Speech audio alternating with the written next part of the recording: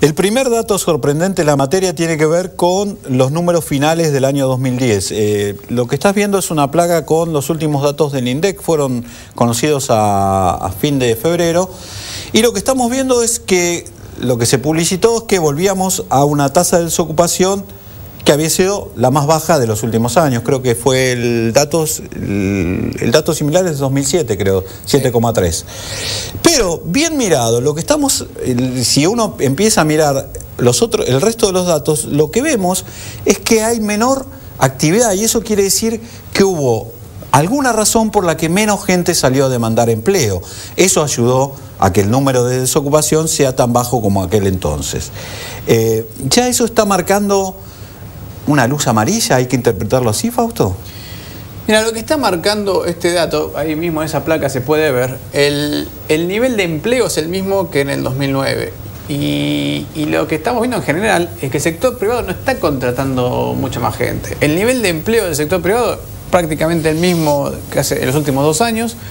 De hecho, se perdió un poco de empleo en el sector privado. Si tomamos el 2009 más el 2010, en el sector formal se perdieron 30.000 puestos de trabajo. El que está contratando, como decías vos, es el sector público. Ahí ayudó un poquito el censo, porque eso ayudó a mostrar un crecimiento del empleo en un periodo. Si uno sigue los datos, va a ver que en el censo sube el empleo y después vuelve a caer. Pero en general estamos viendo que como un límite de estos niveles de empleo. Casi que se podría decir que una tasa de desocupación del 7% estás en los bordes de una tasa de desocupación friccional. Entonces, seguir creando empleo en estos niveles cuesta cada vez más. Y además, yo creo que siendo un año de elecciones, el 2011, tampoco está incentivando mucho las inversiones como para que los empresarios se animen a tomar empleo por ahora, de la misma manera que tampoco se animan a invertir, ¿no? Amalia, ¿cuál es tu percepción? Digo porque en tu día a día con los empresarios, si bien es cierto, vos me aclarabas que tú en general te dedicas más a búsqueda de profesionales. ¿Qué es lo que te dicen? ¿Que hay una rigidez de la oferta que no encuentran o además hay cautela en la contratación de personal por alguna razón particular que puede ser legislativa, puede ser económica?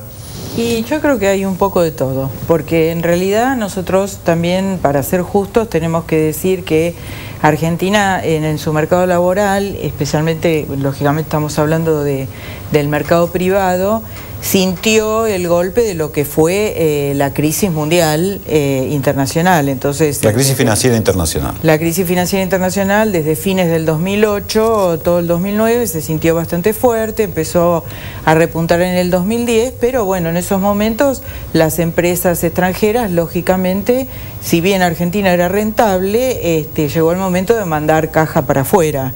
Y era bastante complicado, si bien Argentina en muchas empresas necesitaban profesionales, llegó el momento de decir, bueno, vamos a esperar. Entonces ahí tuvimos una etapa donde la cosa se estabilizó un poco, después arrancó nuevamente, pero yo coincido con que en realidad hay una demanda estable en lo que es el ámbito privado, que es en donde trabajamos nosotros, que es producto de rotaciones, de algunos cambios. Hubo también destrucción de empleo porque hay decisiones que vienen de afuera, donde se han pasado alguna, que también fue consecuencia de esta crisis, mandaron ciertas tareas, por ejemplo, todo lo que tenía que ver con la parte contable, con tareas de soporte técnico, algunas a China, algunas han pasado a otros países, y no tienen exactamente que ver con la economía argentina. ¿No tienen que ver con un encarecimiento de los costos laborales en Argentina, no, medio moneda dura?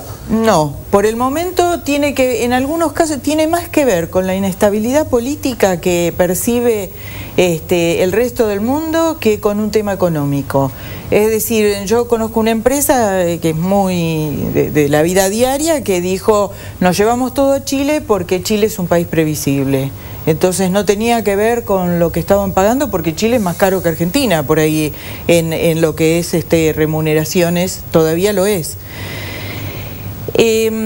Con respecto a la inversión en Argentina, está bastante detenida. La inversión en proyectos nuevos yo hace tiempo que no escucho. En todo caso son ampliaciones de proyectos que ya existían, son situaciones coyunturales que a la empresa le conviene, pero hay un nivel de expectativa que tiene que ver con las elecciones. O sea, la inversión está muy atada a la rentabilidad asegurada, eso decís vos, pero si esa rentabilidad no está asegurada en el corto plazo, es como que hay más cautela. Claro, porque las empresas, si van a invertir y son inversiones importantes, nosotros somos, yo siempre digo esto, yo aclaro que yo tengo un pasado de sistemas, o sea que trabajé también muchos años en estadística. Nosotros somos un renglón en el cuadro de resultados, o sea que de pronto alguien mira y dice, a ver, Argentina, ¿cómo va? Bueno, vamos bien, sigamos. Pero después piden más datos, y en los datos te dicen, ¿y cómo va Argentina? Y bueno, mirá, tiene una inflación de tanto, tiene estos problemas. Y a la hora, en muchas empresas internacionales hoy en día, y él lo sabrá mejor que yo, compiten los países como si fueran empresas diferentes, de la misma empresa, para llevarse un proyecto. Entonces, a lo mejor, una empresa que tiene filiales en países comparables termina definiendo otra asignación. Entonces, yo desde el punto de vista de la inversión la veo muy parada. Veamos otros datos. Podemos ir a la placa 2, señor director, que corroboran lo que estábamos hablando. Esto tiene que ver con la creación de empleo formal. Fíjese en los datos del 2010. Lo más dinámico fue después del repunte de la crisis. Coincidimos que el año 2009 fue recesivo, más allá de que las cifras oficiales hablan de un crecimiento vegetativo. Y aquí tenemos cierto dinamismo del mercado laboral que empieza a perder precisamente ese dinamismo con el transcurso del tiempo hasta cerrar el cuarto trimestre con una demanda prácticamente nula, ¿no? 0,1%, esos son variaciones trimestrales desestacionalizadas. Vamos por edad, en la próxima placa.